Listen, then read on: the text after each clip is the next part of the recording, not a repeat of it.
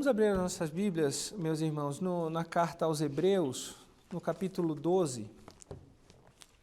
Leremos os 3 primeiros versos apenas dessa carta. Hebreus 12, de 1 a 3. Eu farei a leitura, os irmãos acompanhem nas suas Bíblias. Diz assim a palavra de Deus: Portanto, também nós, visto que temos a rodear-nos tão grande nuvem de testemunhas, desembaraçando-nos de todo o peso e do pecado que tenazmente nos assedia, corramos com perseverança a carreira que nos está proposta, olhando firmemente para o autor e consumador da fé, Jesus, o qual, em troca da alegria que lhe estava proposta, suportou a cruz, não fazendo caso da ignomínia, e está sentado à destra do trono de Deus. Considerai, pois, atentamente aquele que suportou tamanha oposição dos pecadores contra si mesmo, para que não vos fatigueis, desmaiando em vossa alma. Vamos orar mais uma vez? Senhor Deus, fala ao nosso coração. Tua palavra foi lida, está exposta diante de nós e me ajuda, me capacita e me auxilia para que realmente eu consiga ser um instrumento Teu nessa manhã e proferir as verdades contidas nesse texto e que nós sejamos confrontados, exortados e confortados pela Tua palavra nessa manhã. Em nome do Teu Filho Jesus que nós oramos. Amém. O presbítero, antes de passar a palavra para mim, disse: tomara que nós apliquemos e não só ouçamos, né, essa palavra e que ela se torne prática na nossa vida. Tenho certeza que para o senhor tem algo de prático aqui, porque eu sei que o senhor é ligado à corrida, né? Me disseram aí que o senhor costuma correr, é isso? Então, e esse é o cenário, né, que o autor aqui traz de uma corrida. Então, para o senhor vai ficar mais fácil a compreensão, né? Em 12 de outubro de 2019, Eliud Kipchoge, eu não sei se os irmãos são ligados ao esporte ou não, mas Eliud Kipchoge, ou Kipchoge, um queniano, ele realizou um feito inédito, que é correr uma maratona. E uma maratona tem 42.196 metros. Ele correu abaixo de 2 horas. Ele correu em 1 hora, 59 minutos e 40 segundos ou 42 segundos, se eu não estou enganado. Ele foi o primeiro homem a fazer isso, em 40 segundos e 2 décimos. Ele foi o primeiro homem na face da Terra a correr esses 42.196 metros abaixo de 2 horas. Mas não foi numa corrida comum, tradicional, numa maratona tradicional. Foi um evento totalmente preparado. É chamado de Ineos Challenge 1,59. Foi uma empresa, ele já tinha feito uma tentativa anterior, anos atrás, que a Nike patrocinou, e não houve sucesso. Ele fez em 2 horas e 1 minuto, ou 2 horas e 2 minutos. E havia uma lenda, que ele, num depoimento, diz que há uma lenda na tribo dele, de que o homem que correr uma maratona abaixo de 2 horas morre, não permanece vivo. E quando ele não completou a primeira vez, ele falou: talvez por isso que eu não consegui, para que eu permanecesse vivo. Mas e depois uma outra empresa desenvolveu novamente o desafio, ele aceitou novamente, e o desafio eram batedores, ele tinha batedores na frente, corredores que corriam 5 quilômetros e trocava, e a cada 5 quilômetros trocavam, e eles corriam em V, em forma de V na frente dele, assim como os pássaros voam, pela dinâmica do vento, da quebra do vento, e à frente deles ainda ia uma caminhonete, uma SUV, com projeção de laser no chão, demarcando tempo. Então, os corredores, os batedores, o primeiro batedor, ele tinha que correr exatamente em cima dessa linha de laser projetada no chão, porque ali eles saberiam que estavam mantendo o ritmo para chegar ao final da maratona em 1 hora, 59 minutos e 59 segundos. Esse era o objetivo deles. Então, foi um evento todo preparado. O diretor da prova ia com uma bicicleta elétrica ao lado dele e, de tempo em tempo, ele dava Eu não sei exatamente o que era, não sei se era o gel, né, carboidrato, gel, enfim, mas ele ia dando suplementos para que ele pudesse continuar tendo energias suficientes sem ter que parar ou desviar o trajeto. Então foi um trajeto e um evento totalmente preparado, e ao final ele percorreu o percurso em 1h59 minutos e 40 segundos. E depois disso, a primeira coisa que ele falou, ele disse, eu acho que aquela lenda não funcionou, porque eu continuo vivo aqui, cruzei a linha e não morri. Né? Então, ele fez um feito na corrida, embora isso não seja homologado como recorde mundial, porque foi um evento preparado, mas ninguém na face da Terra fez uma corrida como ele fez. Ninguém desenvolveu a velocidade que ele desenvolveu. Para quem gosta de corrida, para ter uma noção, ele corre 1 quilômetro abaixo de 3 minutos. Menos de 3 minutos em 1 quilômetro. Nessa corrida que eu contei para minha filha, que eu fiz a primeira vez, quando eu tinha muito peso, eu corri 1 quilômetro em 7 minutos e 40 segundos aproximadamente. Ou seja, enquanto eu corria 1 quilômetro, ele já tinha corrido lá 2,5 quilômetros e meio, mais do que o dobro do que eu corria, para ver a velocidade em que ele corria. Por que eu estou contando isso? Porque é exatamente essa ilustração que o autor nos traz, de uma corrida. Ele traz uma ilustração de uma corrida, mas não de uma corrida de 100 metros rasos, não de uma corrida rápida, de velocidade, de explosão, mas uma corrida longa, uma maratona, que é cansativa, que dói ou não dói, presbítero? Dói, fazer uma longa distância. Não que 100 metros não doa, deve doer também, mas é uma prova um pouco mais de explosão muscular, não usa muito da resistência, ela usa da força, uma prova rápida. E uma prova de maratona, ela usa da resistência, ela é o mental da pessoa, ela é a preparação para sofrer, para sentir dor. O corredor que faz isso tem que sentir dor e continuar correndo. E a gente vai ver isso no decorrer do texto. Então, essa é uma linguagem importante que ele colocou aqui, e é importante que a gente entenda isso. Mais uma informação sobre maratona. Um corredor profissional de elite, ele corre, quando muito, 3 maratonas por ano. Uma preparação, um ciclo que eles chamam, é de aproximadamente 6 meses. Então, eles passam 6 meses sofrendo, correndo, treinando, para correr 42 quilômetros, 196 metros em 2 horas. O recorde mundial, que é do Eliud Kipchoge, registrado é 2 horas, 2 minutos e 40 e poucos segundos. Então veja que um evento todo preparado, ele baixou 2 minutos ou 3 minutos praticamente. Mas um corredor, ele se prepara durante um longo período para executar uma prova de 2 horas, 2 horas e 15 quando muito. E depois ele começa um novo ciclo de mais 6 meses. Se corre 3 por ano, são 4 meses. Então é um longo ciclo, é uma longa preparação para uma maratona. E nós que somos cristãos somos chamados a essa maratona de Cristo, essa carreira cristã, essa vida cristã. Antes de nós entrarmos no texto propriamente dito, a gente precisa entender um pouco da carta aos Hebreus. Essa carta, ela tem o nome de Hebreus porque ela foi escrita aos judeus de nascimento que haviam sido convertidos ao Evangelho de Cristo. Então, eles eram judeus de nascimento, de pedigree, como se diz popularmente, eles tinham um pedigree judeu, eles seguiam a tradição judaica, mas eles conheceram o Evangelho, então eles foram alcançados por Cristo, e eles estavam nesse sofrimento, porque eles não viam no Evangelho de Cristo uma vantagem em comparação ao judaísmo.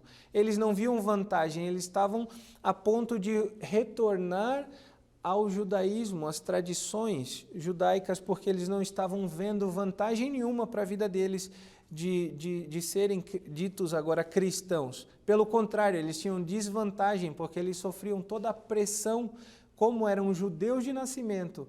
Eles então tinham a pressão de toda a sociedade porque eles tinham então profanado a religião tradicional do seu povo. Então eles estavam em profundo sofrimento, em profunda angústia, e por isso essa carta foi escrita, para encorajá-los. A ideia da carta é encorajá-los a permanecer firmes no Evangelho, a não abandonar o Evangelho, a não desfalecer no Evangelho, como diz o versículo 3 aqui. E a carta de Hebreus, então, basicamente, ela se divide da seguinte forma: do início até o capítulo 2, o versículo 4, o autor se preocupa em colocar Deus, Cristo, Jesus, como sendo Filho de Deus. Ou seja, ele está enfatizando a natureza divina de Cristo. Do 2,5 até o 4, capítulo 4, 13, ele traz agora a natureza humana de Cristo. Ele, nascido de homem ou de mulher, como um de nós, que viveu nessa terra, de carne e osso, que tem a mesma fisiologia que nós, mas não negando a sua natureza divina, mas também a sua natureza humana.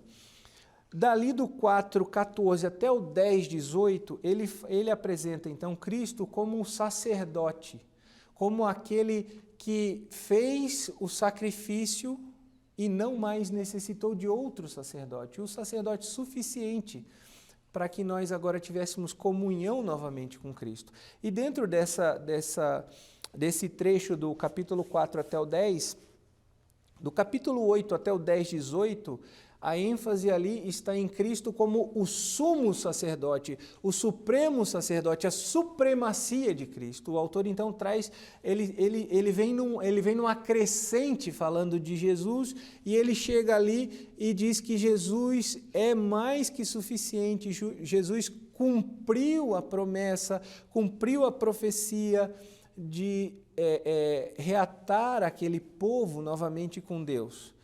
E aí começa-se a transição no versículo do capítulo 11 para frente de questões, agora aplicações práticas para eles, para esse povo que estava sofrendo. Então, antes de ele partir para as aplicações práticas que começam basicamente no capítulo 12, vem o capítulo 11. E é importante que a gente entenda o 11 porque o capítulo 12 começa dizendo, portanto, e essa é uma partícula conclusiva conjuntiva.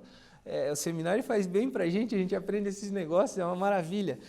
Então isso faz com que a gente tenha que olhar para antes, para saber o porquê desse portanto, por que ele está concluindo, qual é a ideia que ele está concluindo. E se a gente olhar para o capítulo 11, tão conhecido é a Galeria dos Heróis da Fé, Galeria dos Heróis da Fé, onde o autor começa a falar desde Abel, ele inicia a falar em Abel, né, a segunda geração de humanos, da humanidade, e ele discorre de Abel, dos patriarcas, de Moisés, dos juízes, dos reis e dos sacerdotes. Então ele passa por todos esses, e quando ele cita cada um desses, ele diz que pela fé eles fizeram alguma coisa, pela fé eles alcançaram, tudo que eles fizeram foi pela fé. E tem um motivo de o autor colocar essa expressão pela fé, logicamente. E no final, o último capítulo, o versículo 39 do capítulo 11, ele diz, todos estes que obtiveram bom testemunho de sua fé, não obtiveram, contudo, a concretização da promessa. Ele diz, olha, todos esses viveram pela fé, mas eles não tiveram a concretização da promessa, ou seja, eles não viram o Cristo, o Deus encarnado, o Messias prometido.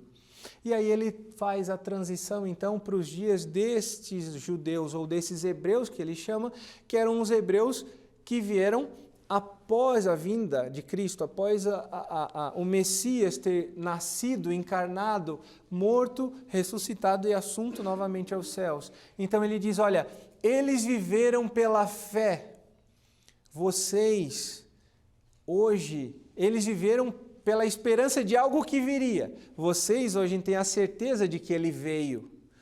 Se eles conseguiram viver pela fé, que dirá vocês que viram ou que sabem que é verdade que o Messias veio. Então ele começa a encorajar nesse sentido. Eles, olha, se a fé deles não foi em vão, porque eles esperavam e eles não viram a concretização, que dirá a fé de vocês, que muitos viram o Messias no meio deles, presenciaram Cristo ali.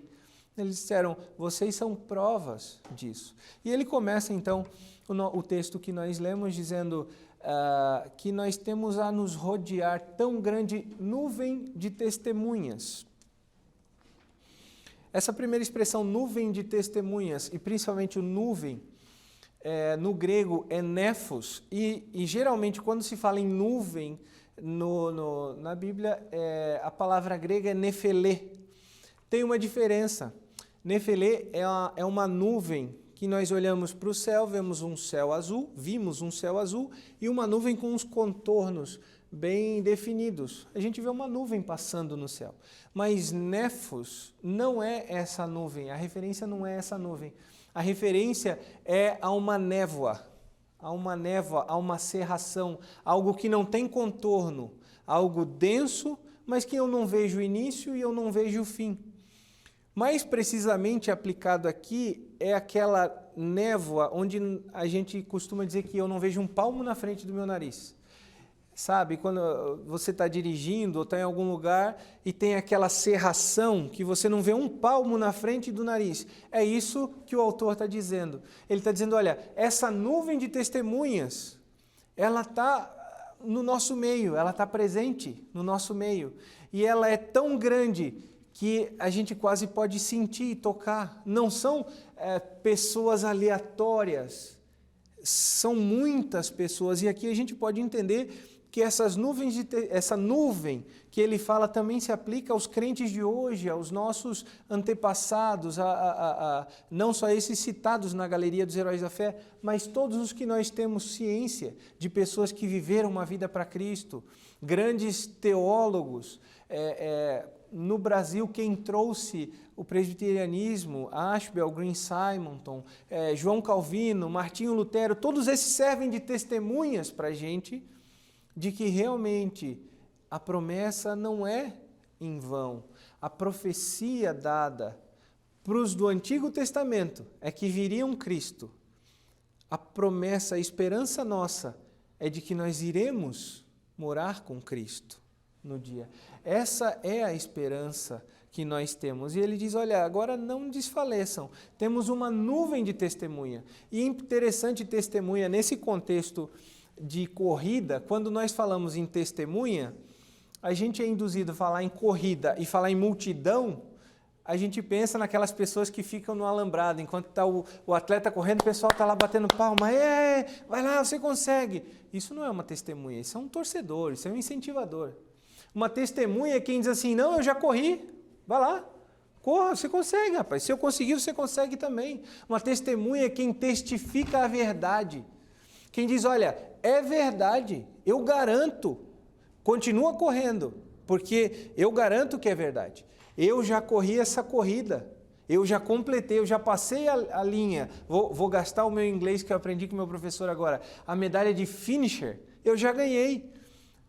Meu professor de inglês, eu tenho que fazer uma média com ele aqui. Eu fiquei procurando palavra, mas só achei essa no sermão para aplicar aqui, para fazer uma média com o professor.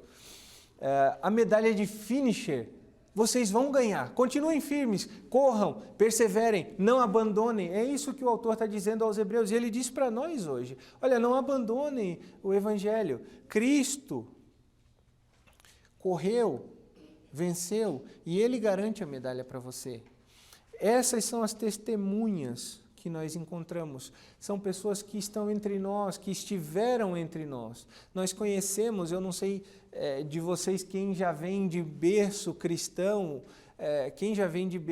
certamente viu muitos serem chamados à glória, muitos anciãos serem chamados à glória, e geralmente em seu funeral eles dizem, olha, foi uma pessoa que viveu para Cristo, que combateu o bom combate, que completou a carreira, que guardou a fé. Então, essas pessoas nos servem de testemunha hoje, para que nós possamos continuar a nossa caminhada, a nossa corrida não é opcional, a nossa corrida é obrigatória. Se Deus verdadeiramente nos chamou para sermos seus filhos, Ele nos colocou nessa corrida. Ele nos colocou dentro da corrida. Ele fez a nossa inscrição e disse: você vai correr. E você vai completar, porque eu sou a garantia de que você vai completar. Mas para que a gente tenha uma corrida melhor, além de ele garantir e mostrar os tantos que já completaram e já garantiram, ele dá algumas dicas para a gente de como correr melhor essa corrida. E ali ele diz que nós devemos desembaraçar-nos do peso e do pecado. É isso que ele diz ali. Como eu falei para minha filha e contei para vocês, nessa primeira corrida que eu fiz, eu pesava 147 quilos. Então imagina um gordo correndo. Não dá para imaginar, é uma cena cômica. É peso. Não vai ter um bom desempenho. Imagina um gordo de 147 quilos, um IMC de 33, querendo ganhar uma corrida de 3 quilômetros que seja. Não há possibilidade. Ou tentando completar num pace, num ritmo razoável e chegar inteiro lá no final. Não há possibilidade. Nessa mesma corrida, enquanto eu terminei em último na minha categoria, minha esposa subiu ao pódio. Ela era fininha, ainda é, mas ela era fininha e estava muito bem treinada. Então ela subiu ao pódio, acho que em terceiro ou quarto colocada. E eu comemorando meu 12º, mas era o último, né? Fiquei em 12º porque era o último. Porque tinha peso, e o peso me atrapalhava de desempenhar um bom ritmo. Não que hoje eu tenha um bom ritmo, mas com certeza eu não corro hoje, se eu for correr, eu não corro a 7,40 por quilômetro. O meu peso hoje diminuiu, considerável, e o meu ritmo melhora. E o que é esse peso? Nós lemos na liturgia alguns textos que falam sobre isso.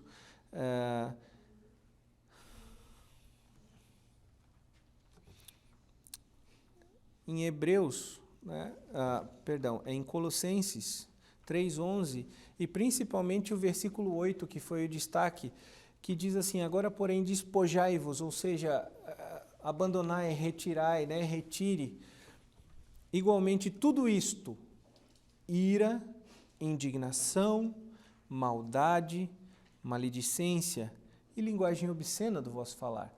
Aqui estão alguns indicativos do que é o peso. A ira, ela em si não é um pecado. Não é pecado nós nos irarmos, mas é pecado essa ira entrar no nosso coração e gerar amargura, rancor, raiva. Isso se torna pecado. Mas a ira pode ser um peso que nos atrapalha na corrida.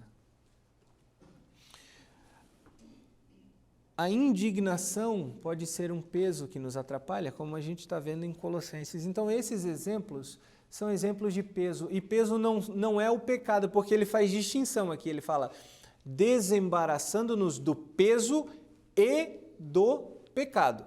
Ele não está falando do peso que é o pecado, ele está falando do peso e do pecado. Ele está falando de coisas simples. Ele está falando da família, da carreira, do academicismo, da profissão, de tantas coisas que pesam na nossa vida, que nos tiram o foco da corrida, que nos atrapalham, que acabam deixando a gente cansados de seguir na carreira cristã.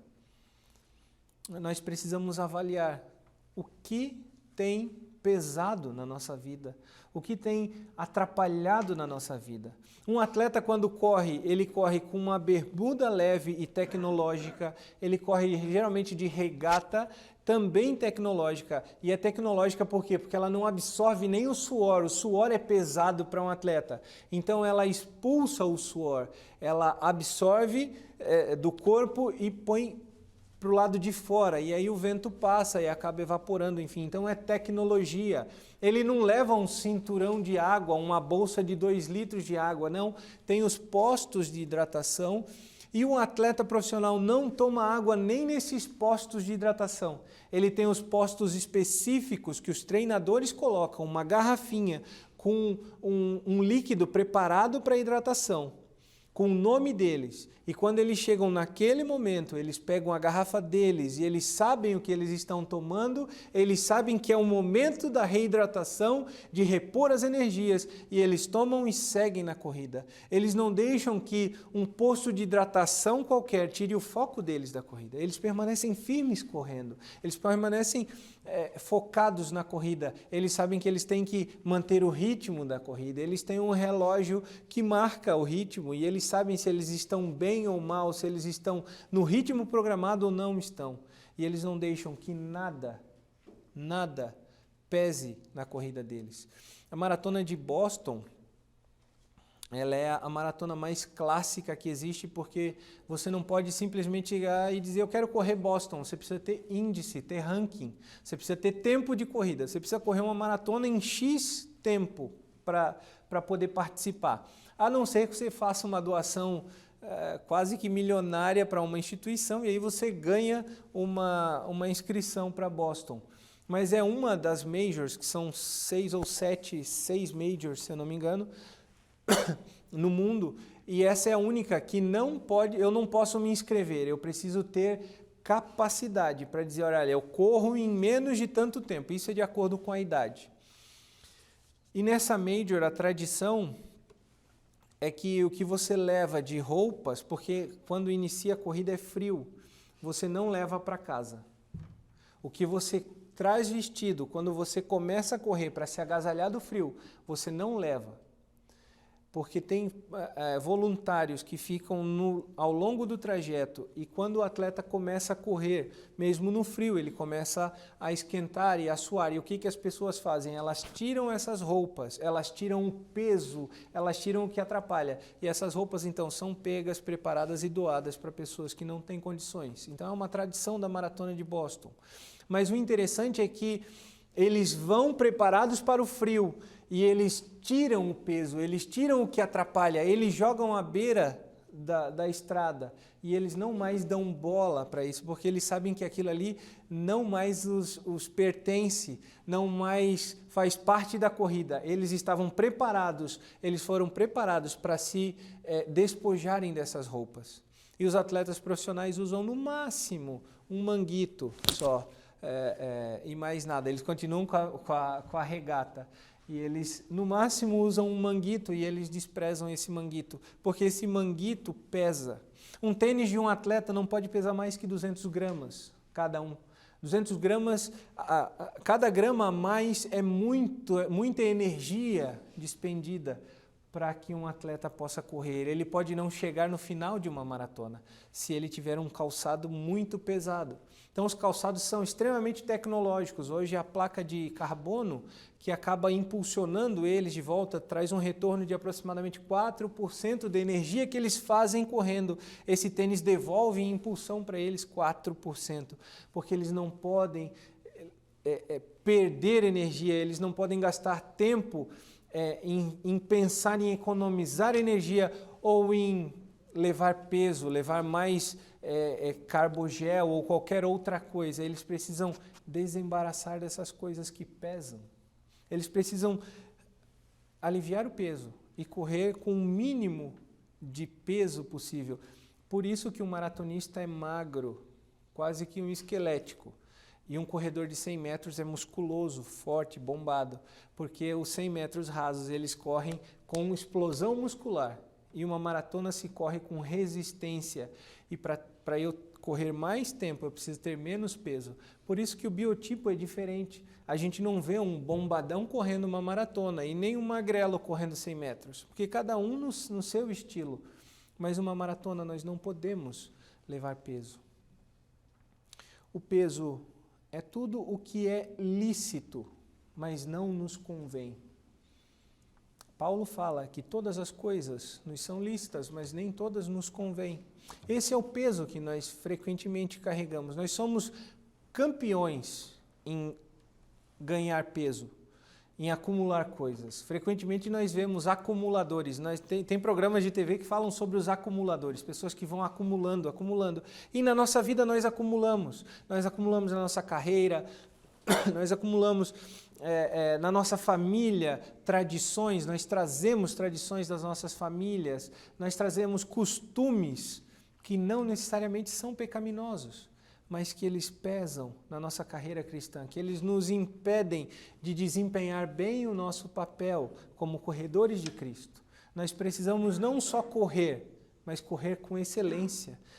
Deus nos chama para corrermos com excelência e por isso a gente precisa abandonar o peso que nos atrapalha. Mas também nós precisamos abandonar o pecado, que é o segundo elemento que ele nos diz ali. Ele diz, olha, desembarace-se, larga, abandone o peso e o pecado. Como eu falei, o peso não necessariamente é pecado, mas ele pode tornar-se pecado. O peso pode levar você a pecar. E num contexto de corrida, o pecado seria mais ou menos as dores. Um maratonista, no decorrer do percurso, ele tem dores, ele sente dores. Às vezes o diafragma cansa um pouco, se ele corre um pouquinho mais arcado, há uma sobrecarga de peso, né, no diafragma que não trabalha bem, e aquela dor no lado, a famosa dor no lado, uns dizem que é dor em facão. Isso acontece. Às vezes ele pega um terreno meio acidentado, dá uma instabilidade, começa a doer o tornozelo, o quadril, quando ele está cansado, o corredor tende a correr um pouco mais sentado e vem dores no decorrer da corrida. E há na corrida um termo que eles chamam de muro.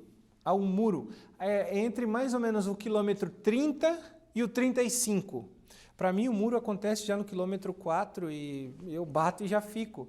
Mas para os maratonistas, para quem corre uma maratona, diz que o muro fica aproximadamente entre o quilômetro 30 e o 35. O que é esse muro? É quando realmente dá a impressão de que eles batem no muro e trava, onde as forças, as energias se esvaem. Fisiologicamente falando, é o quê? Toda a reserva de glicogênio muscular se foi.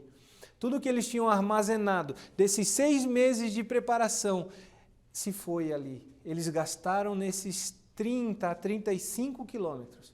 A partir dali é raça e coração, como eles dizem. É na raça. Cada quilômetro vencido é uma vitória, é uma comemoração. Porque não há mais energia. E o pecado faz isso para nós. O pecado é um grande muro na nossa vida, que nos atrapalha, que nos trava a carreira cristã. Mas o que o autor tem falado aqui é de um pecado mais específico, embora ele não descreva. O pecado, no contexto que ele traz, é um pecado de incredulidade. Lembre-se que o contexto que eu já trouxe é dos heróis da fé. Eles viveram pela fé, eles não viram a promessa, mas eles viveram pela fé e eles alcançaram a vitória. Eles estão com Cristo. Cristo veio. Os hebreus, os judeus de nascimento, convertidos ao Evangelho, viram a Cristo, vêm após Cristo. Mas Cristo continua sendo o centro, que divide entre a esperança da vinda do Messias e agora a esperança de morar com o Messias eternamente, porque ele já veio, já se concretizou. E eles estão a ponto de abandonar o Evangelho, porque não há vantagem para eles. Eles sofrem perseguições, eles sofrem na sociedade, na família, porque eles abandonaram a tradição dos pais e abraçaram uma religião diferente. E eles são fortemente ou tenazmente assediados pela incredulidade, por acreditar que não vale a pena essa corrida. Essa corrida não vale a pena, essa corrida não tem um fim agradável, ou eu não vou completar essa corrida. Eles estão sendo aqui encorajados a não caírem na incredulidade. Por vezes nós somos incrédulos, por vezes nós temos problemas e nós não colocamos o nosso problema diante de Deus, porque nós achamos que nós somos melhores do que Deus. Nós damos o nosso jeito para o problema.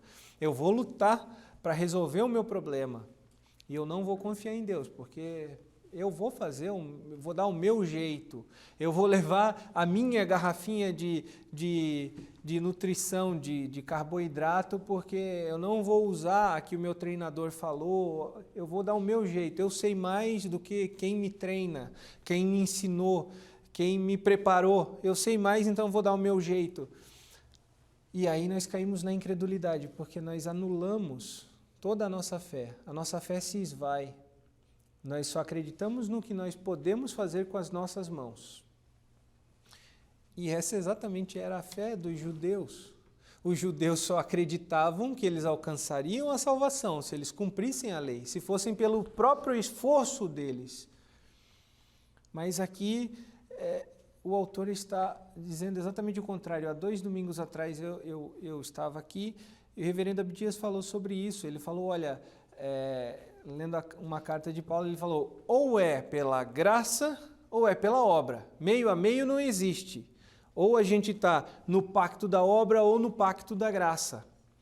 E é isso que o autor está querendo dizer. Ele está querendo dizer, olha, não aceite que você tem alguma coisa de bom. Você não está no pacto das obras. Você deve fazer boas obras, porque você está no pacto da graça. Mas as obras não são suficientes para te levar até a linha de chegada e fazer com que você ganhe essa medalha, essa coroa, esse galardão, porque Deus é um Deus galardoador. Nós precisamos confiar em quem nos colocou nessa corrida, em quem nos chamou para essa corrida. Essa é a tônica do autor aos Hebreus e é a tônica dele para nós. Nós precisamos confiar nesse Deus. O pecado da incredulidade causa dores na nossa vida. O pecado da incredulidade traz mais problemas na nossa vida. Há cristãos que só vivem uma vida diante de Deus plena se não tiverem nada.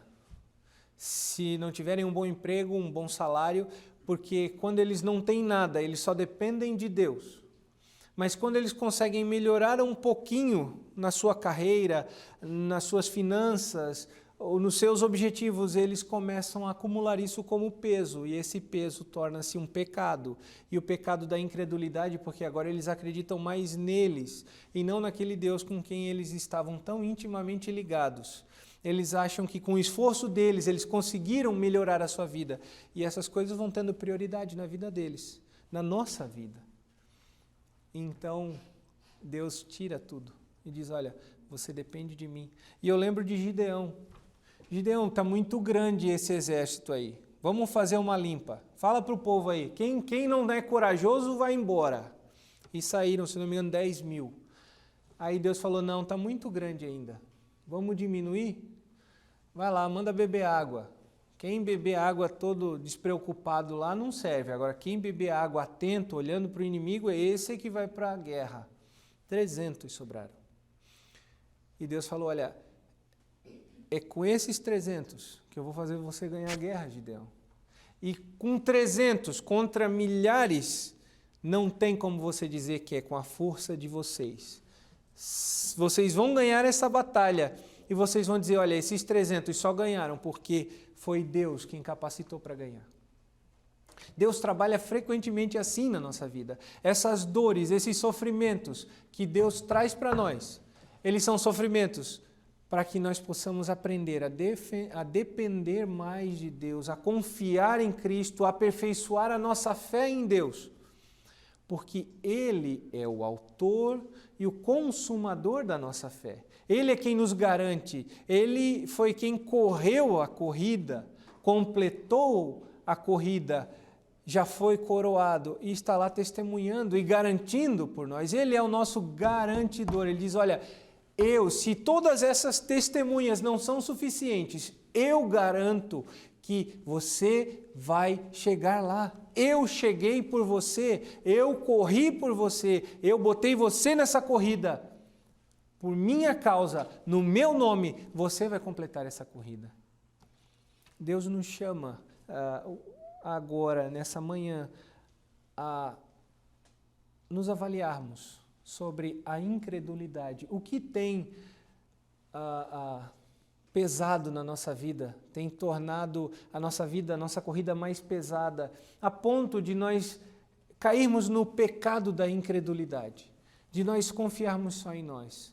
Precisamos reavaliar o nosso coração, sondar as nossas mentes, os nossos planos e as nossas prioridades. O que nós temos como prioridade? A nossa prioridade é correr com excelência essa carreira que Deus nos propôs, porque é assim que o texto diz. No final, ele diz, é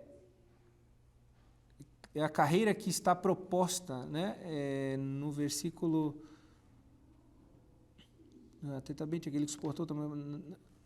No final do versículo 1, ele fala, corramos com perseverança a carreira que nos está proposta. Deus nos propôs essa carreira, essa corrida por intermédio de Cristo. E Ele quer que nós corramos com excelência. O nosso padrão é Jesus Cristo. E Ele então diz que nós devemos perseverar. E como que nós perseveramos na corrida? Ele diz, olha, você também não persevera por suas forças, não. Versículo 2, ele diz, sabe quando você persevera? Quando você olha para o autor e consumador da fé, aquele que já correu, aquele que você tem certeza de que correu, concluiu e garante que você vai concluir, Jesus Cristo. Ele te dá perseverança, Ele te dá fé, Ele é o autor e o consumador da sua fé. Ou seja, quando você bater no muro, olhe para Ele, Ele vai te dizer o que fazer. Ele vai te dizer como vencer o próximo quilômetro, e o próximo, e o próximo, e o próximo, até que a linha de chegada esteja à sua frente, à sua vista, e você cruze. E aí, então, desfrute das glórias com Ele. Ele é o garantidor, Ele nos dá perseverança, Ele nos permanece, Ele nos dá perseverança para que possamos continuar firmes na nossa carreira.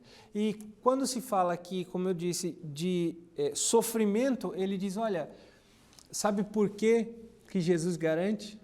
Porque Jesus é o próprio Deus, como foi falado no início da carta. Ele se encarnou, ele também é homem.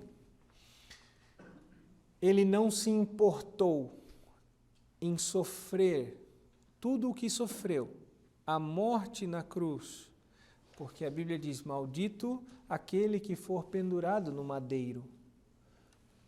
Ele não fez caso do seu sofrimento, da sua vergonha em ser pregado na cruz, em troca da alegria que nós temos nele de estarmos ligados com Deus. Ele nos encoraja.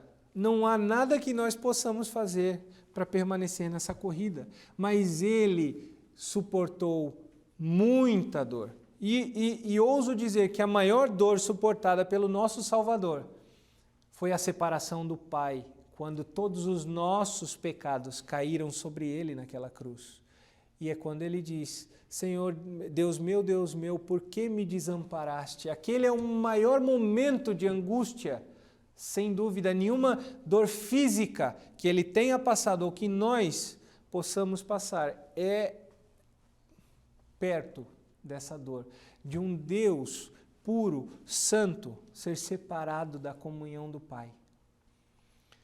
O autor nos diz que se Deus suportou tamanha dor e Ele não ligou para isso, Ele mediu e disse, a alegria é muito maior da redenção dos santos do que o meu sofrimento. Quem somos nós para avaliar o nosso sofrimento e dizermos não vale a pena? Essa carreira não vale a pena, eu vou abandonar, eu vou largar a carreira. A última meia maratona que eu tentei fazer, na verdade foi uma loucura que eu tentei fazer, é um desafio do Beto Carreiro, que são 3 dias de corrida. Então na sexta-feira são 5 quilômetros, na sexta são 10 e no sábado, na sexta 5, no sábado 10 e no domingo meia maratona, 21 quilômetros. Eu corri 5 quilômetros, maravilha, na sexta-feira, No sábado, 10 quilômetros, maravilha na sexta-feira, mas eu errei o tênis e me deu bolhas no pé. No domingo, eu fui para a meia maratona e eu comecei bem, falei, eu vou terminar legal dentro do meu tempo, dentro da minha preparação. E bateu no 10º quilômetro, as bolhas não me permitiram continuar na corrida. E eu fiz a medida, falei, olha, entre a dor e o abandono vale a dor. Que arrependimento. Porque onde eu estava, eu demorei mais caminhando com bolhas no pé até voltar ao meu carro do que se eu tivesse terminado de correr. Porque a distância era muito maior. No 10º quilômetro começou a dor e eu tentei lutar mais 2 quilômetros ainda tentando vou, não vou, vai passar, não vai passar. No 12º eu falei, não dá. Eu tive que voltar 12 quilômetros a pé. Eu cheguei muito depois de que se eu tivesse correndo passo de formiguinhas e completado a prova. Eu teria ganhado uma medalha de finisher do desafio inteiro, eu teria chegado mais rápido e eu já teria um alívio das minhas dores muito antes. Mas a minha avaliação não foi boa. Eu falei, eu não aguento essas bolhas, eu vou ter que abandonar a corrida. E eu fui para o cantinho e fui voltando e voltei e sofri mais do que se eu tivesse continuado. As nossas dores, elas são pequenas comparadas à de Cristo. O nosso senso do que vale a pena e o que não vale é tendencioso, a gente não sabe avaliar, se a gente não olhar para Cristo e avaliar o sofrimento de Cristo. E quando nós olhamos para Cristo e o sofrimento dele, a gente diz, o meu não é nada, eu vou seguir adiante nessa carreira e eu vou completar. Porque se ele sofreu tanto e não se opôs a nenhum sofrimento, quem sou eu para me opor a esse sofrimento? E o sofrimento nos faz crescer, o sofrimento nos faz perseverar. E ele conclui o 3º capítulo dizendo isso, e eu faço essa aplicação para nós. Eu não sei se eu falei demais, se eu falei de menos, se eu estou no tempo. Eu não marquei o tempo, como é a primeira vez, eu sou visita, então eu me aproveito de não olhar e não me preocupar com o tempo. Se o reverendo me der outras oportunidades, a partir de agora eu tenho que me controlar com o tempo e tudo mais. Mas o versículo 3, ele diz, olha, considerai, pois, atentamente, aquele que suportou tamanha oposição dos pecados contra si mesmo, para que não vos fatigueis, desmaiando em vossa alma. Ele fala, olha, é exatamente o que eu já tenho falado, e é isso que eu concluo aplicando para nós. Consideremos, pois, Cristo, o que ele sofreu, e olhemos para nós, vemos se nós não estamos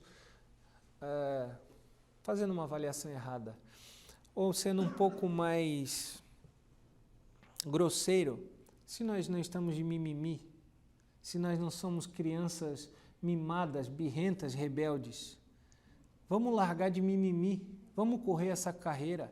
O nosso sofrimento não é nada perto do que nos está proposto, a vida eterna com Cristo Jesus. A vida eterna é muito melhor. Cristo comprovou que o sofrimento é nada perto da glória com Ele. Vamos deixar de mimimi, vamos considerar bem, vamos botar na balança o mérito de Cristo para nós e o nosso pequeno sofrimento nessa vida. Talvez a gente não sofra tanto se a gente olhar para Cristo, se a gente continuar correndo firme, olhando para o autor e consumador da fé, aquele que já completou a carreira, aquele que é testemunha, que diz, olha, eu garanto. A garantia sou eu? Não, eu garanto.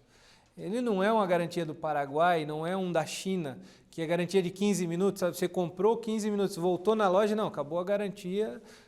Não, Cristo garante eternamente, Ele não falha. É isso que o autor diz, olha, os do Antigo Testamento viveram pela fé na esperança do que viria. Vocês viram que Ele veio e Ele não mentiu.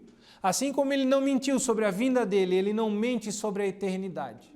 Então continuem correndo firmes. Sejam firmes, avaliem as suas vidas Mantenham-se firmes na corrida, abandonem o que pode atrapalhar vocês, o peso, o que tira o desempenho de vocês, tira o foco de vocês. Mantenham o foco na linha de chegada, porque Cristo está lá para abraçar a cada um de vocês quando vocês completarem a linha de chegada, quando vocês cruzarem a linha de chegada. Cristo dará a medalha ou o galardão para cada um de nós. Cristo é o exemplo máximo de um corredor para nós. Cristo é o exemplo máximo de um cristão. Corramos a carreira, meus irmãos. Corramos a carreira olhando para Cristo, sem olharmos para a torcida, sem nos dispersarmos com qualquer coisa, mas olhando unicamente para Cristo, porque Ele está lá nos aguardando com a coroa de glória. Paulo, eu já falei aqui, no fim da sua vida, ele diz, olha, agora o fim está próximo, o meu fim está próximo.